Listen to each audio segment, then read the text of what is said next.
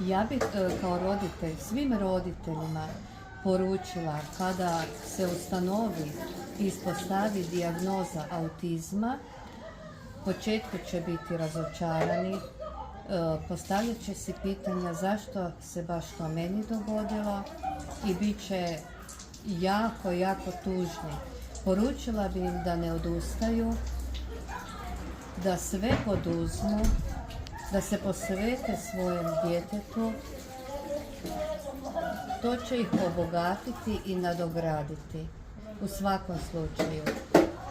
I neka ih jako puno vole u životu.